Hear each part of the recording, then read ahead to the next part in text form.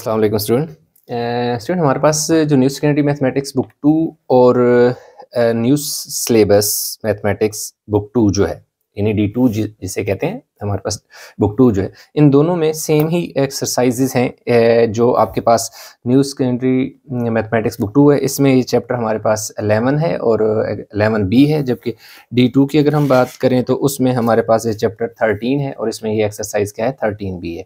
दोनों में इतना फ़र्क नहीं है, दोनों एक्सरसाइज सेम है। जैसे कि आप देख सकते हैं कि दोनों में का जो पहला क्वेश्चन है, जैसे इस एक्सरसाइज का पहला क्वेश्चन ये है और इस एक्सरसाइज का पहला क्वेश्चन ये है। तो अब इन दोनों क्वेश्चन को अगर आप देखें तो ये दोनों सेम है, आगे भी एक्सरसाइजेज ऑलमोस्ट सेम है। तो इसलिए दोनों एक्सरसाइजेज में अगर किसी को D2 में मसला है तो भी उसके लिए भी ये लेक्चर है, और जो न्यू सेकेंडरी मैथमेटिक्स बुक 2 पढ़ रहा है उसके लिए भी। तो चलें हम क्वेश्चन जो है देखते हैं। इसमें हमारे पास जो क्वेश्चन नंबर 7 है वो हम करने लगे यहाँ से। ये देखिए हमारे पास ये क्वेश्चन नंबर 7 उसने हमें दे दिया है। अब क्वेश्चन नंबर 7 में क्या कह रहा है, क्वेश्चन नंबर 7 की अगर हम बात करें तो क्वेश्चन नंबर 7 में वो ये कह रहा है the table shows the mean distance is d million kilometre of 20 moons from Jupiter. अब ये उसने हमें एक क्या दे दिया, एक टेबल दे दिया। अब इस टेबल में कह रहा है कि जो मीन डिस्टेंस है जो कि d से रिप्रेजेंट होगा और मिलियंस किलोमीटर है, उसके लिए कह रहा है ये डेटा है, टेबल में दिया हुआ है कितने 20 मून्स फ्रॉम जुपिटर, यानी जुपिटर से जो इसका है 20 मून्स का डिस्टेंस है वो दिया हुआ है। अब हम देखें कि यहाँ पर नंबर 1 में कह रहा है complete the frequency table for data. हमने ये करना है कि एक तो ये जो टेबल उसने हमें दे दिया है इसको हमने कंप्लीट करना है, और किस टेबल की बात कर रहे हैं, फ्रीक्वेंसी टेबल की बात कर, यानी कि हमने एक फ्रीक्वेंसी इसकी फाइंड करनी है। और नंबर 2 में कह रहा है कि इसी जो टेबल है इसी को यूज़ करते हुए calculate an estimate for the mean of the mean distance of the moon from Jupiter. तो इसमें सिंपल सी बात है कि वो दूसरे में क्या कह रहा है कि इसी टेबल को यूज़ करते हुए आपने क्या करना है कि जो डिस्टेंस है of the moon from Jupiter, इसका मीन हमने फाइंड करना है, यानी मीन डिस्टेंस फाइंड करना है। तो बहुत आसान सा क्वेश्चन है, कोई इतना मुश्किल क्वेश्चन नहीं है। इसका टेबल बनाकर क्वेश्चन जो है मैंने थोड़ा सॉल्व किया हुआ है वो मैं आपको साथ साथ एक्सप्लेन करता हूँ। ये हमारे पास क्या आ गया जी, क्वेश्चन 7 का जो पार्ट 1 है वो है। अब इसमें 11B और 13B मैंने इसलिए लिखी हुई क्योंकि ये जो 13B है ये किस में है, D2 में है, यानी D2 में ये 13B है और 11B new secondary mathematics book 1 है। इसमें देखो हमने क्या कर दिया कि ये उसने हमें एक तो टेबल दिया हुआ था यहाँ पर, इसमें हमने ये फ्रीक्वेंसी लिखी। अब ये फ्रीक्वेंसी 701183 कैसे आ गया, ये इसको आपने समझना है। तो इसके लिए ये देखें हम साथ साथ, क्योंकि इस टेबल को भी सामने रख लेते हैं ताकि हमारे लिए इजी हो जाए। अब उसने हमें खुद बताया हुआ था कि जो 20.0 less than equal to D less than 21.5 कि जो डी है वो ग्रेटर देन इक्वल टू भी आप पढ़ सकते हैं 21.0 और लेस देन 21.5, यानी हमें वो नंबर बताने हैं यहाँ पर जो क्या हो 21.5 से स्टार्ट हो, यानी ग्रेटर देन इक्वल टू का मतलब है कि 21.0 इनमें शामिल है और 21.5 से छोटे हों, यानी कि 21.5 उनमें इंक्लूड नहीं है। तो अब हम चेक करते हैं कि वो कौन कौन से नंबर है। ठीक है, हमारे पास ये 21.03 जो है वो इसी रेंज में आता है, क्यों कि 21.0 से लाजमी बात है बड़ा है और 21.5 से छोटा है, तो यानी कि एक नंबर ही होगा, इससे मैं टिक कर देता हूँ। दूसरा नंबर हमारे पास किधर आ गया जी, ये भी देखें नहीं, ये 21.11 क्योंकि 21.5 तक यानी 0.4 तक हम नंबर ले सकते हैं। तो दूसरा नंबर ये हो गया। फिर हमारे पास ये देखें ये भी नंबर होगा, 3 हो जाएंगे। ठीक है जी, ये भी हमारे पास हो जाएगा जी 4, ये हमारे पास क्या हो जाएगा जी 5, ये हमारे पास क्या हो जाएगा जी 6 और ये वाला नंबर हमारे पास क्या हो जाएगा 7। ये देखिए मैंने नंबर को हल्का सा टिक लगा दिया, 7 नंबर है जो इस रेंज में है, यानी ये सारे नंबर जिनको आप मैंने टेबल में टिक लगाया है ये क्या है कि 21.0 से लेकर 21.5 से छोटे हैं, यानी 21.0 से लेकर 21.5 से छोटे हैं, 21.5 से छोटे हैं लेकिन 21.0 से शुरू हो रहे हैं, यानी कि उसी रेंज में। तो ये 7 नंबर है। तो ये देख सकते हैं कि फ्रीक्वेंसी में मैंने क्या लिख दिया 7। अब नेक्स्ट जो है वो 21.5 से लेकर 22.0 यानी 21.5 यानी आप इस पूरे में देखें तो आपको 21.5 कोई नंबर नहीं मिलता और ना ही 22.0 से छोटा कोई नंबर यहाँ पे मिल रहा है। इसलिए यहाँ पे हमारा ये फ्रीक्वेंसी क्या है 0, यानी इस रेंज में यानी ऐसा कोई नंबर जो 21.5 से स्टार्ट हो और 22.0 तक हो, यानी 21.5, 21.6, 21.7, 21.8, 21.9 एंड 22 ऐसा नंबर यहाँ पे आपको पूरी जगह कहीं पर भी नहीं मिलेगा जो इस रेंज में एग्जिस्ट करता हो। तो इसलिए इसकी फ्रीक्वेंसी हमारे पास क्या आ जाएगी, 0 आ जाएगी। नेक्स्ट अगर हम बात करें, कह रहे हैं कि हमने शुरू करना है, रेंज ऐसी है कि 22 से लेकर 22.5 तक हमारे पास कितने नंबर है। तो अब देखें, हम देखते हैं जी हमारे पास 22.5 वाला जो 22 है ना, देखिए 22 नहीं, ये भी नहीं है, इधर कहीं,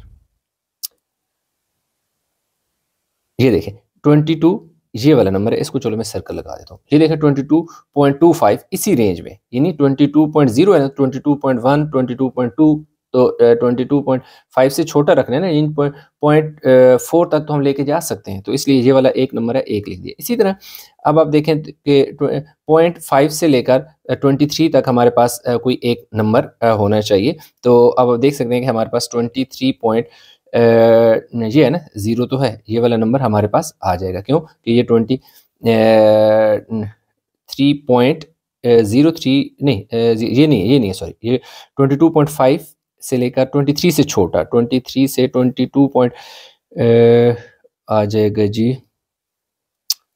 देख लेते हैं 20, ये वाला नंबर है, ये नंबर है, ठीक है, 22.93। क्यों कि 22.5 से क्या है, बड़ा है और 23 से छोटा है, तो ये इसलिए 1 आ गया। अब इसमें देखो ना 8 नंबर हमारे पास आएंगे 23 और 23.5 से। देखें ये वाला हमारे पास एक नंबर आ जाएगा, यानी कि एक नंबर हमारे पास ये आ गया, इस पे स्टार बना लो, ये आ गया 2, 20, अच्छा जी, उसके अलावा ये आ गया 3, ये आ गया 4 और ये हमारे पास आ गया जी 5 और ये आ गया 6 और ये आ गया 7, यानी इन पे मैंने स्टार बनाया। ये 7 बल्कि एक और नंबर हमारे पास है, 7 के बाद एक 8 भी होगा, क्योंकि इसमें टोटल 8 नंबर आ रहे हैं ना। 23.5 से छोटा नंबर हो 23, एक ये भी हो गया, ये भी नहीं, 2 हो गए, 2 के बाद जी ये 3 हो गया, 3 हो गया, तो ये 4 हो गया, ये 5 हो गया, ये 6 हो गया और ये 7 हो गया और 23.5 से छोटा एक नंबर हमारे पास और कौन सा है, वो ये वाला है, क्योंकि ये वाला है, ये पहले हमने गलती से इसको सर्कल करना था, इसको ये देखिए 23.03 है ना, तो ये इसी रेंज में आ रहा है। देखिए 1, बल्कि यहाँ से काउंट कर लेते हैं ना, हमारे पास देखिए 1, 2, 3, 4, 5, 6, 7, 8, तो 8 नंबर है। पीछे 3 नंबर बच गए हैं, 3 नंबर कौन से इनके दरमियान में, अगर ये देखिए रेक्टेंगल बनाते हैं, एक ये वाला है, एक ये वाला है और एक ये वाला है। ये वो नंबर है जो ग्रेटर देन इक्वल टू 23.5 और 24 से छोटे हैं। 23.5 से स्टार्ट अगर लें और 24 तक लेके जाएं तो उसमें सिर्फ हमारे पास ये 3 नंबर आते हैं, तो ये देखिए 3 लिख दिए। अब इन सारों को अगर आप ऐड करें तो ये हमारे सारे नंबर ऐड होके क्या बन जाता है, 20 हो जाता है, ठीक है जी। तो सम ऑफ जो फ्रीक्वेंसी है summation f is equal to 20। अब यहाँ तक तो आपका पहला क्वेश्चन कंप्लीट हो जाता है, इसलिए ये जो इसका आगे वाला पार्ट है ना, ये वाला, इसका जो है ज़रूरत नहीं है पार्ट 1 में। अगर वो सिर्फ इतना सवाल आपसे पूछता है कि complete the frequency table for the data, तो आपने जस्ट यहाँ पे ये 2 कॉलम बनाने, इसको नहीं बनाना। लेकिन क्योंकि वो नीचे कह रहा है कि इस क्वेश्चन में कह रहा है कि इसका क्या फाइंड करो, मीन भी फाइंड करो। तो मीन का फार्मूला क्या होता है, summation F x over summation F. अच्छा 1 का आंसर यहाँ लिखा हुआ है, ये सारे नंबर लिख देंगे 7 0 1 1 8 3, ये ऐसे आ जाएंगे नंबर, ठीक है। अब देखिए हमारे पास क्या है कि मीन का फार्मूला होता है summation F x over summation F होता है, तो summation F x, summation F तो इन सारों को ऐड करके आ जाता है, लेकिन समेशन एफ एक्स हमारे पास अभी नहीं है। तो अब हम क्या करेंगे, एफ तो हमारे पास है, ये एफ है, लेकिन इस एफ ने एक्स से मल्टीप्लाई होना है। तो x से मल्टीप्लाई होना है, तो x हमेशा क्या होता है कि जो यहाँ पे वैल्यू दी होती है उसका मिड पॉइंट होता है। तो इसमें क्या करना है कि आपने निकालना कैसे है, चलिए वो कुछ साइड पे करके यहाँ पे इजी हो गया।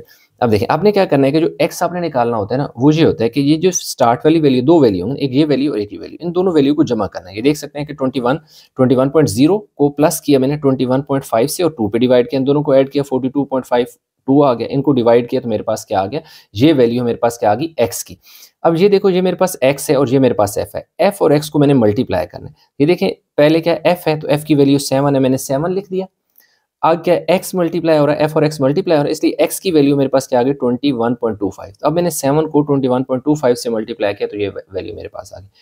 अब इन सारों में ये जो वैल्यू आपके पास निकली हैं, ये सारी वैल्यू आपके पास x की, और ये सारे वैल्यू मिड पॉइंट है, यानी इन दोनों वैल्यू को, इसको और इसको ऐड करके 2 पे डिवाइड किया गया। अगर आप देखें तो इन सारों में ना क्या है कि यहाँ पर ये देख सकते हैं 42.5, 43, यानी 1 का डिफरेंस आगे चलता जा रहा है। देखो 42.5, 43, 44, 45.5, 46.5 ऐसे चलता जा रहा है। और इसमें अगर देखें तो इसमें आपके पास 0.50 का डिफरेंस क्या होगा, चलेगा, यानी 0.25 में 0.50 ऐड करो तो 0.75 आ जाएगा, फिर 0.75 इसमें ऐड करो तो 0.25 आ जाएगा। तो इस तरह यानी कि ये सारी वैल्यू निकल आएंगी आपके पास, ये सारी वैल्यू x आएंगी। और अगेन ये कौन सी x कैसे निकलेगा कि कहीं से भी आप वैल्यू को ले लें, जैसे 23.0 है तो ये देखो मैंने 23.0 लिखा, आगे क्या करना है 23.5 को इसमें ऐड करना है, इन दोनों को ऐड कराया तो मेरे पास 46.5 आ गया, 2 पे डिवाइड किया तो 23.25 आ गया। इसी 23.25 जो कि मेरे पास x की वैल्यू है और ये f है, इस f को इस x से मल्टीप्लाई किया तो मेरे पास ये वैल्यू आ गई है। ठीक है, इसी तरह ये देखो मेरे पास क्या है, ये f है और ये वैल्यू x है, तो ये f और x, क्योंकि f और x मल्टीप्लाई हो रहे हैं तो इसलिए f की वैल्यू और x की वैल्यू मल्टीप्लाई किया, ये आ गया। इन सारी वैल्यू को जो आपके पास 1 2 3 4 5 6 वैल्यू, इन सारी वैल्यू को अब जब आप ऐड करेंगे तो आपके पास क्या आ जाएगा 451.5। ये आपके पास समेशन fx है, जबकि समेशन f भी आपके पास आ गया। तो ये दो वैल्यू आपको रिक्वायर्ड होती हैं किसके लिए, मीन के लिए। तो अब देखिए मीन लिखा समेशन fx जो कि क्या है हमारे पास 451 है, और नीचे हमारे पास क्या है समेशन f क्या है 20 है। तो जब हमने इसको 451 को 20 पे डिवाइड किया तो हमारे पास मीन जो है 22.55 मिलियन किलोमीटर। मिलियन किलोमीटर क्यों, क्योंकि उसने हमें खुद इससे मिलियन किलोमीटर में क्वेश्चन दिए हुए। तो यूं हमारे पास जो क्वेश्चन नंबर 7 था स्टूडेंट, पार्ट 1 और पार्ट 2 ये दोनों इसके कंप्लीट हो गए। बेशक वीडियो को स्क्रीनशॉट ले लें। अभी हमारे पास स्टूडेंट क्वेश्चन नंबर 8। अब देखिए दोनों में जो क्वेश्चन नंबर 8 है उनमें थोड़ा सा फर्क है। D2 में, ये मेरे पास D2 बुक है, ये देख सकते हैं D2 जो है, और ये मेरे पास न्यू सिलेबस में mathematics new secondary mathematics book 2 है। इन दोनों में फ़र्क क्या है मैं आपको दिखाता हूँ। क्वेश्चन नंबर 8 का ये देखें, बुक ओपन कर लेता हूँ। अब ये देखें ये क्वेश्चन 8 जो है, अब 8 में ये है कि यहाँ जहाँ 30 है ना, यहाँ 300 दे दिए गए। बाकी ये देख सकते हैं ये वाली फ्रीक्वेंसी इसमें और इसमें दोनों में क्या है, सेम है। इसमें जहाँ 30 है वहाँ 300 है, जहाँ 31 है 310 है, 32 की जगह 320 है, यानी इन सारी वैल्यू को 10 से मल्टीप्लाई उसने किया हुआ है जो आपके पास D2 बुक है। और इसमें जबकि वही वैल्यू है जो पुरानी पहले से पुरानी बुक चलती आ रही है, जब डेटेड बुक में उन्होंने ये कर दिया D2 में कि इसको 10 से मल्टीप्लाई करके दे दिया। बाकी 10 से मल्टीप्लाई हुआ तो लाजिमी बात है थोड़ा सा डिफरेंस आएगा। जैसे अब ये देखें इधर क्या कह रहे हैं, $32 की बात करते हैं, इधर 320p के आर की बात करें, ये रुपीज़ में दे दी और ये $8 में दे दी। इधर 32 है तो इधर 320 है, सिर्फ यानी कि 10 को मल्टीप्लाई करके थोड़ा सा डिफरेंस है। तो इन दोनों क्वेश्चन में इतना फ़र्क नहीं है, दोनों मैंने सॉल्व किए हैं, दोनों में बता दूंगा। तो इसलिए अगर D2 में किसी को मसला तो वो उसके लिए भी यानी कि ये लेक्चर है, और न्यू सेकेंडरी मैथमेटिक्स बुक 2 है तो वो भी देख सकते हैं। तो चलें हम हमारे पास देख सकते हैं कि अब देखें क्वेश्चन नंबर 8 जो है, अब इसका ना मैं ये टेबल बनाया। अब ये देखें ये टेबल बना कैसे, अब इसको आपने थोड़ा गौर से समझना। पहले हम ये वाली बुक ले लेते हैं, न्यू सेकेंडरी मैथमेटिक्स बुक 2। अब इसमें देखें ये टेबल बनाना आपने कैसे, ये आगे जी। अब देखिए ये जो x है ना, ये वाली वैल्यू है, ये जो बॉटम है ना, आपने ऐसे करना है x लिख के, ये देखिए 30, फिर 31, 32, 33, 34 एंड 35 लिख दिए। अब इसमें ये इसकी फ्रीक्वेंसी है 4, 5, 9, 7, 4 और 11। ये कैसे आया, ये देखिए ये यहाँ से है। अब देख सकते हैं कि ये पहली x की जो वैल्यू है उसको मैंने क्या कहा है 30 कहा है। अगर मैंने इसे 30 कहा है तो मैं देखूंगा कि ये 30 वाला जो वर्टिकल कॉलम है ये कितनी, इसकी हाइट कितनी है। ये देखें तो ये बिल्कुल 4 के सामने है, तो इसलिए इसकी वैल्यू क्या है, 4 है। तो आप देख सकते हैं कि मैंने 4 लिख दिया। इसी तरह 31 को देखें तो 31 जो है ये 4 और 6 के दरमियान में, यानी यहाँ से आप देखें तो बिल्कुल इनके दरमियान में आपको नजर आ रहा होगा, तो इसलिए इसकी ये क्या है, 5 है। तो ये देखें 5 लिख दिया गया, तो ठीक हो गई। अब देखें इसकी अगर बात करें 32 की, तो ये देख सकते हैं कि ये 8 है और ये 10 है, तो बिल्कुल देखो 8 और 10 के दरमियान में, जो कि 9 आ जाएगा। अब अगर हम बात करें इसकी 33 की, तो 33 देखें 6 को अगर मैं लाऊं तो 6 इधर आ रहा है, जबकि 8 इससे ऊपर आ रहा है। तो ये जो है इसकी जो हाइट है, इसको अगर आप लेके जाएं तो 6 और 8 के बिल्कुल दरमियान में है, तो इसलिए इसकी वैल्यू क्या आ जाएगी, 7 आ जाएगी। अगर इसकी बात करें तो ये देखें ये बिल्कुल 4 के सामने है, तो ये 4 आ गया। और अगर इसकी बात करें तो ये देखें यहाँ से तकरीबन ये देखें ना, ये इधर है, जो कि 0 और 2 के दरमियान, तो ये 1 है। अब देखें तो ये देखो मैंने क्या लिख दिया, 1। तो ये फ्रीक्वेंसी इस तरह आपने इसकी एफ लेनी है, ये आपको इसकी हाइट से अंदाजा होगा, क्योंकि ये सारी वैल्यू फ्रीक्वेंसी की है। तो 4, 5, 9, 7, 4 और 1 इस तरह आ गए। अब यहाँ तक तो हमारे पास आ गए। अब हमने क्या फाइंड करना है, एक हमने मीन फाइंड करना है, मीडियन फाइंड करना है, मॉडल अलाउंस का मतलब है कि मॉड होता है कि जो सबसे ज़्यादा रिपीट हुई जो वैल्यू है उसको कहते हैं मॉड कहते हैं, ठीक है। तो ये आगे मैं चलकर बताऊंगा भी सी आपको।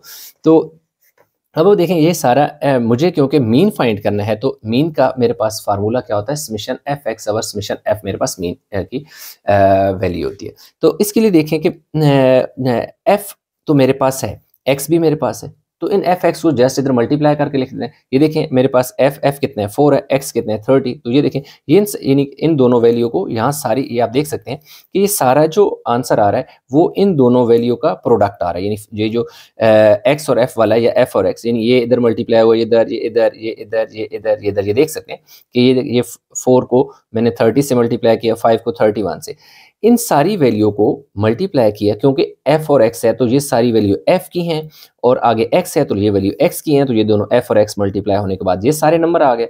इन सारों को मैंने 120 plus 155 plus 288 plus 235 plus 136 plus 35 इन सारों को ऐड किया, तो 965 जो क्या आ गया, समेशन एफ एक्स आ गया। जबकि ये सारी वैल्यू फ्रीक्वेंसी एफ की है, तो इन सारी वैल्यू को ऐड किया तो summation F is equal to 30। ये जो होता है, ये जो सिंबल होता है, ये सिग्मा होता है, ग्रीक लेटर है जो सम को शो करता है, एडिशन को शो करता है, ठीक है जी।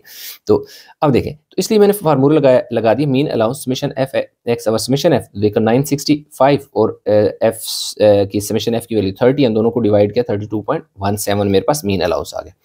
अब देखें तो मेरे पास क्वेश्चन नंबर 2 में कह रहा है मीडियन की बात करता है। तो अब देखें मीडियन के लिए सबसे पहले मैं देखा कि मेरे पास ये नंबर ऑफ जो वो टोटल डेटा है, नंबर ऑफ डेटा वो कितना है, तो 30 है। मतलब ये हुआ कि 30 जो है वो 4 टाइम आया है।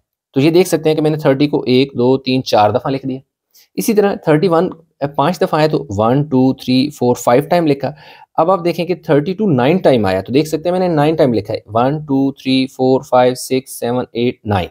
फिर अगेन मेरे पास 7 टाइम 33 है, तो 1, 2, 3, 4, 5, 6, 7 टाइम मैंने 33 लिख लिया। 34 4 टाइम आया, तो 33 1, 2, 3, 4 टाइम मैंने 34 को लिख दिया, और 35 1 टाइम आया, तो 35 1 लिख दिया। अब क्योंकि टोटल नंबर ऑफ डेटा जो है वो 30 है, जो कि एक इवन है, तो इसलिए आपको जो मीडियन है ना उसका फार्मूला पता होना चाहिए। मीडियन के लिए, मीडियन इवन नंबर के लिए वो होता है n/2 term plus n/2 plus 1 term divide by 2। ये आपको फार्मूला है, आपने याद रखना है। ये बहुत आसान फार्मूला है, इससे आपका मीडियन जो है बहुत आसानी से निकाला जा सकता है जबकि इवन हो तो। अब देखिए यहाँ पे हमारे पास n इज इक्वल टू 30 है, तो ये देख सकते हैं कि n की जगह मैंने 30 पुट किया, ये 2 ऐसे ही नीचे आ गया। फिर देखें यहाँ पे मैंने n की जगह 32 ऐसे आ गया और प्लस 1 ऐसे आ गया। 2 को डिवाइड करें, अगर जो कट करें तो 2 15 टाइम, देखिए मेरे पास 15th टर्म आ गई, ये प्लस वाला साइन ऐसे, देखो 2 15 से 30 होता है, 15 प्लस 1 16 टर्म आ गई। अब मैंने क्या करना है, 15th term plus 16th term मैंने इसको यहाँ पर ऐड करना है। तो अब काउंट करें, 1 2 3 4 5 6 7 8 9 10 11 12 13 14 15 16। अब देखिए 15 और 16, यानी 1 2 3 4 5 6 7 8 9 10 11 12 13 14 15 16। ये देख सकते हैं कि 15 और 16 ये दो टर्म है, एक दफ़ा फिर चेक कर लो, 1 2 3 4 5 6 7 8 9 10 11 12 13 14 15 एंड 16। ये देखो गलती हो गई, 15 और 16 ये वाली टर्म है, समझ आ गई। 15 एक ही बात है, 32 है, लेकिन फिर भी ये यानी कि आपके पास 15th टर्म है और ये आपके पास क्या है, 16th टर्म है, सही है। अब फिर भी देख लेना। तो अब देखें दोनों क्या है, 32 32 है, तो ये देख सकते हैं 15th टर्म 32 है प्लस 16th टर्म भी 32 है, डिवाइड बाय 2, 32 32 64 हो गया, डिवाइड बाय 2। तो जब कटिंग करोगे तो 32 आपके पास क्या आ जाएगा, मीडियन अलाउंस आ गया। तो यूँ हमारे पास जो मीडियन है वो भी हमने देखें फाइंड कर लिया मीडियन। अब बात करते हैं ना मॉड की। तो अब देखें हमने इसका मॉड फाइंड करना है। तो मॉड का मतलब होता है कि जो सबसे ज़्यादा बार रिपीट हुई है ना टर्म, वो हमने क्या करनी होती है, लिखनी होती है, ठीक है। तो ये मैंने लिखा हुआ है, मैं यहाँ पे आपको दिखाता हूँ। अब देखें क्या करें जी, इसमें क्वेश्चन 8 है ना, फ्रैक्शन नहीं बल्कि ये तो 3 है ना, इसमें मेरे पास जो मॉडल अलाउंस है, तो सबसे ज़्यादा बार वो क्या है, 32 है, ठीक है। इसमें सिंपल सी बात है, इसमें आपने लिख देना है इसके आगे, मैं यहीं पर ही लिख देता हूँ, चले। The modal allowance of the student receive a week, तो ये कितना है, 9 टाइम क्या आया, 32, यानी 32 सबसे ज़्यादा बार रिपीट हुआ है। ये देख सकते हैं 32 सबसे ज़्यादा बार रिपीट हुआ है, यहाँ से लेकर यहाँ तक जो है 32 सबसे ज़्यादा बार रिपीट हुआ है। तो जो सबसे ज़्यादा बार रिपीट हुई हुई वैल्यू होती है उसे कहते हैं मॉड। तो इसलिए आप चाहें तो नंबर 3 का बेशक मैं यहाँ पर आंसर लिख देता हूँ, नंबर 3 का, that is mode is equal to 32, जो कि मोस्ट रिपीटेड टर्म है, मोस्ट रिपीटेड जो टर्म है वो 32 है, दैट इज 9 टाइम, ठीक है। अच्छा, अभी जो पार्ट बी है ना, उसमें कह रहा है कि find the fraction of students who receive an allowance of at most 32 a week, यानी 32 यहाँ तक रिसीव हुआ है ना। तो हमने क्या करना है कि हमारे पास क्या है, 4 प्लस 5 9, 9 प्लस 9 18, यानी 4 5 और 9 को हमने क्या कर देना है, इनको ऐड कर देना है, क्योंकि हमारे पास क्या है, ये फ्रीक्वेंसी है ना और वीकली अलाउंस की। तो इस तरह ये देख सकते हैं कि हमने क्या कर किया, फ्रैक्शन के लिए 4 प्लस 5 प्लस 9 डिवाइड बाय 30। अब 30 क्यों, क्योंकि इन सारे नंबर को आप ऐड करें ना, 4 5 9 7 4 और 1 को, तो ये सारे नंबर का जो सम है वो क्या आता है, 30 आता है। तो जो रिक्वायर्ड वैल्यू है वो हमारे पास 459 डिवाइड बाय टोटल जो सम है इनका, तो हमारे पास 18 आ जाएगा। अब आप इसको ना 6 के टेबल से कैंसिल कर दें, 6 3 ज़र 18 और 6 5 ज़र 30, तो फ्रैक्शन हमारे पास क्या आ जाएगी, 3/5 आ जाएगी। तो यूँ हमारे पास ये क्वेश्चन जो है ना कंप्लीट हो गया। अच्छा, अगर क्वेश्चन आपको वो दे देता है D2 की अगर बात करें ना, तो D2 में अगर दे देता है ये वाला क्वेश्चन इस तरह, यानी कि 300 और 310 और 330 340 और 400, तो फिर आपने इस तरह से सिंपल कर लेना है। अब देखें इन दोनों में फ़र्क क्या है। जो दूसरा क्वेश्चन है, मैं दोनों के टेबल आमने सामने रख लेता हूँ जिससे आपको थोड़ा सा अंदाज़ा हो जाएगा। अब ये देखें, ये दोनों के टेबल, ये देखें, ये दोनों के टेबल में क्या फ़र्क है। जस्ट क्या है कि जहाँ 330 है, यहाँ क्या है, 300 है। जहाँ 31 है वहाँ क्या है, 310 है। 32 की जगह 320, सिर्फ यानी कि 10 से मल्टीप्लाई करके इन सारों को 10 से मल्टीप्लाई करेंगे तो यहाँ ये वैल्यू आ जाएगी। फिर लाजमी बात है, इधर भी जहाँ 30 है वहाँ 300 आ जाएगा। अगर 300 आ जाएगा तो एक एक जीरो इन सारी वैल्यू के आगे लगाने से आपके पास ये वैल्यू बन जाती है, फिर सम आपका ये बन जाता है। तो इसी तरह इन सारों को आपने डिवाइड कर लेना है। सम की जगह आपने 965 इधर था, इधर 965 था, तो 9650 एक एक्स्ट्रा आ जाएगा इसके साथ, और 30 पे डिवाइड करेंगे तो ये वैल्यू आ जाएगी। तो मीन हमारे पास PKR में आपने लिख देना है, क्योंकि यहाँ पर उसने जो D2 में दी हुई है वो PKR है। ये देख सकते हैं कि ये PKR में दी हुई है, जबकि इसमें उसने केस में दे दी है डॉलर में दे दी है। तो इतना इन दोनों में क्या है, फ़र्क है। फिर इसी तरह जहाँ पर हमने इधर क्या किया था, 32 और 32 को ऐड किया था, तो जस्ट इधर 32 की जगह 320 और 320 आ जाएगा, डिवाइड बाय हमारे पास 2 आ जाएगा। तो यहाँ पे 32 आता है, तो यहाँ पे कितना आ जाएगा, 320 आ जाएगा। फिर इसी तरह जो फ्रैक्शन है वो तो इसी तरह आ जाएगी। फ्रैक्शन में तो का जो स्टेप है वो वाला सवाल दोनों में सेम आ जाएगा कि 4 + 5 + 9 डिवाइड बाय 30, और इन दोनों को सिंप्लीफाई करेंगे 6 के टेबल से, तो हमारे पास ये आ जाता है। तो इन दोनों को जो बुक है उनमें सिर्फ थोड़ा सा ही डिफरेंस था, तो इसलिए मैंने क्या साथ साथ आपको बता दूं। तो अभी हम क्वेश्चन नेक्स्ट की तरफ मूव करते हैं। अच्छा, क्वेश्चन नंबर 10 की बात करें तो इन दोनों बुक में जो क्वेश्चन नंबर 9 है, ये दोनों में 9 क्या है, बिल्कुल सेम क्वेश्चन है, तो इसलिए आपको ये उसने दे दिया यहाँ पर एक टेबल कह रहे हैं 2 क्लासेस ईच विद 21 स्टूडेंट्स के 21 स्टूडेंट इसमें हैं, 21 स्टूडेंट इसमें हैं, एक जो है सेकेंडरी 2 एक सेक्शन का नाम है और दूसरे समझिए कि ये 2B है। took a physical fitness test, the number of pull-ups done by each student in 30 second was recorded कि 30 सेकेंड में नंबर ऑफ जो पुल्स अप्स है वो जिन स्टूडेंट ने इस क्लास के जो 21 स्टूडेंट हैं उनके जो नंबर ऑफ पुल अप्स जो है वो ये हैं और इसके ये हैं, तो हमने ये सारे टेबल के हिसाब से नीचे कह रहे हैं कि इसको सॉल्व करें। Explain why we are unable to calculate the mean number of pull ups done by the students in each class की। वो ये कह रहे हैं कि भाई ये जो टेबल है, इस टेबल में हम मीन क्यों नहीं फाइंड कर सकते। देखिए हम क्या कर सकते हैं, कह रहे हैं कि हम मीन क्यों नहीं फाइंड कर सकते। तो ये देखें, जो जैसा कि हमने पिछले वाले क्वेश्चन में मीन फाइंड किया था, तो हमने क्या किया था, समेशन एफ एक्स अवर समेशन एफ, कि हमारे पास एक्स जो है उसकी वैल्यू चाहिए होती है। यानी एक्स कैसे निकलता है कि हमारे पास एक, इससे पहले भी हमने क्वेश्चन फाइंड किया था जैसे कि ये वाला था, तो जब दो वैल्यू थी तो इन दोनों का मिड पॉइंट निकाल कर हमने एक्स की वैल्यू निकाली थी। तो इस वाले में हमारे पास ऐसा है कि हम इनमें एक्स की वैल्यू नहीं निकाल सकते, क्योंकि एक्स होता है मिड पॉइंट किसी भी दो वैल्यू का जो स्टार्ट और एंड पे हो, यानी उनकी कोई रेंज हो। जैसा कि यहाँ पर आप देख सकते हैं कि ये दो वैल्यू है ना, ये 21 से लेकर 21.5, यानी ये दो वैल्यू, इन दोनों का मीन ऐड करके 2 पे डिवाइड करेंगे तो एक्स आ जाएगा। जबकि इस वाले में ऐसा नहीं है, तो इसलिए आपने सिंपल लिख देना है because we are unable to find the mid point और वैल्यू ऑफ एक्स। तो आपने सिंपल ये एक लाइन लिख देनी है, because we are unable to find the mid point value X, यानी कि मिड पॉइंट जो है एक्स वो हम नहीं फाइंड कर सकते, इसलिए हम इसका मीन नहीं फाइंड कर सकते। नंबर 2 में कह रहे हैं फाइंड मीडियन। क्या फाइंड करने, median number of pull ups done by the student in a class. अब हमने क्या फाइंड करना है, मीडियन। मीडियन किसका फाइंड करना है, नंबर ऑफ पुल्स अप, यानी कि जो पुल्स अप हुए हैं उनके जो उसका जो नंबर है उसका हमने मीडियन फाइंड करना है। ठीक है जी। तो अब इसमें क्या है कि देख सकते हैं कि ये इसकी बात है, ये 2A मैंने लिख दिया 2A का। तो टोटल नंबर ऑफ डेटा जो है वो 21 है, जो कि क्या है, एक हमारे पास ऑड नंबर है, 21 है क्योंकि नंबर ऑफ स्टूडेंट्स 21 है ना, तो हमारे पास टोटल ऑड है। तो formula for median for odd value हमारे पास क्या होता है, ये होता है कि जी फार्मूला मीडियन के लिए n+1 डिवाइड बाई 2 था।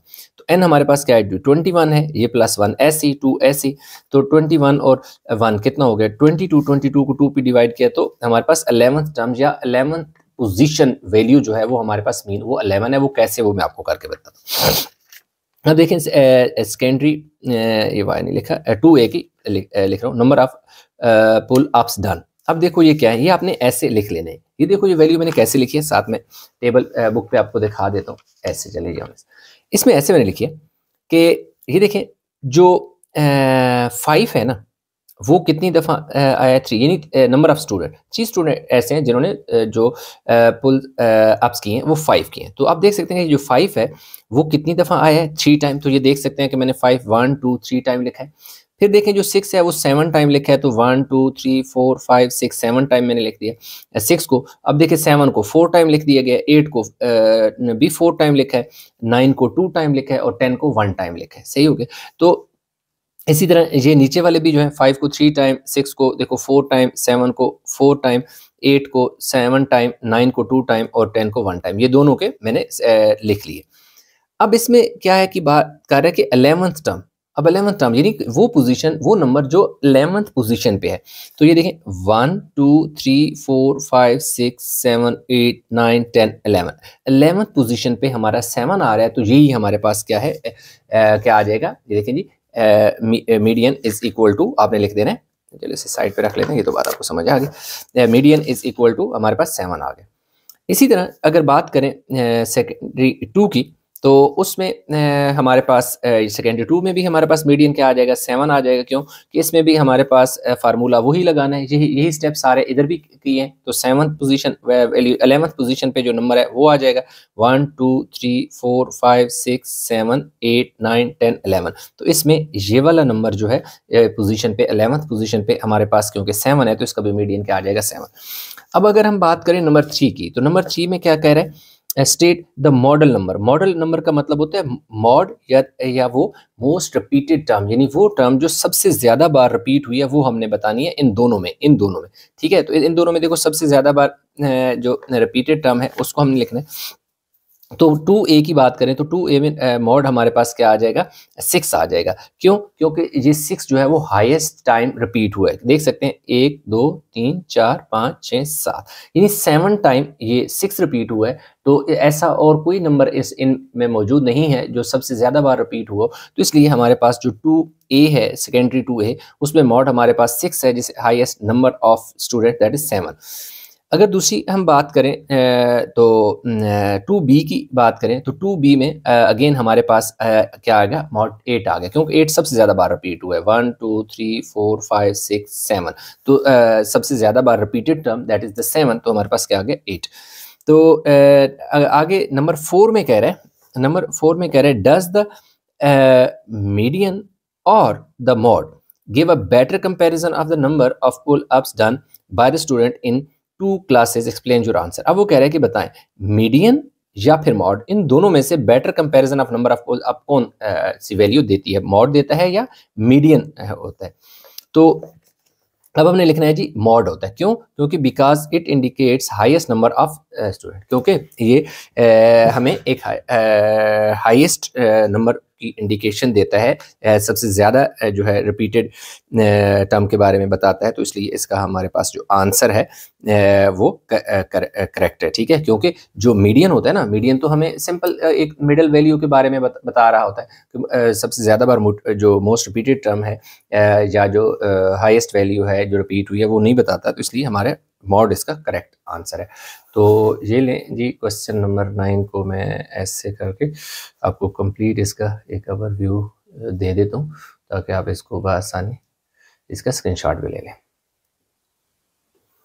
अच्छा, क्वेश्चन नंबर जो 10 है उसमें वो ये है कि हमें दो जो डायग्राम है, दो हिस्टोग्राम वो हमें दे रहा है। The histogram shows the number of SMS messages sent by the same group of 20 students in month of June and July।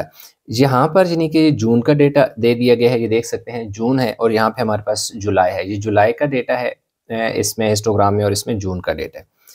अब वो ये कह रहा है कि जो हमसे पूछ रहा है, हमसे जो पहली बात पूछ रहा है वो ये कह रहा है कि compare the number of SMS messages sent by the student in the month of June and July। Number 1 में हमें ये कह रहा है कि कंपेयर करना है, क्या है, किसको, नंबर ऑफ SMS जो सेंड किए गए हैं किस में, जून और जुलाई में, वो है।